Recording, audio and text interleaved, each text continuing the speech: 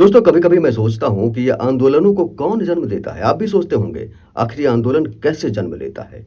मैं बताऊँ? सरकार और सिस्टम, इनकी वजह से ही आंदोलन का जन्म होता है। अभी हाल ही में बिहार में टीआरई 4 की वैकेंसी आई है।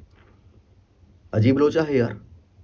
विभाग का कहना है कि यदि कोई बच्चा 3 प्रश्नों का गलत उत्तर देता है, तो 1 अंक नेगेटिव मार्किंग होगी, उसके 1 अंक काटे जाएँगे। चलिए, यहाँ तक ठीक है। आगे विभाग का कहना है, यदि बच्चा 3 प्रश्नों का उत्तर नहीं देता है, उसे उत्तर नहीं आता है, तब भी 1 नेगेटिव मार्किंग होगी, 1 नंबर काटे जाएँगे। क्या भला है भैया? गांजा पी के सिस्टम बनाया क्या? गांजा भांग खा के आपने ये नियम बनाया? जिन बच्चों ने प्रश्नों का उत्तर दिया ही नहीं, उसके लिए भी नेगेटिव मार्किंग।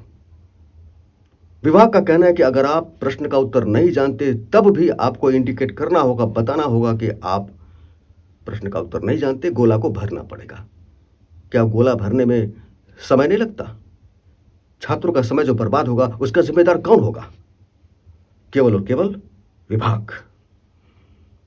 सबसे अजीब बात तो यह है, आज बिहार के बच्चे आंदोलन कर रहे हैं, सड़कों पे हैं। क्या वो पागल हैं? नहीं। सरकार उनके साथ छलावा कर रही है, विभाग उनके साथ छलावा कर रहा है।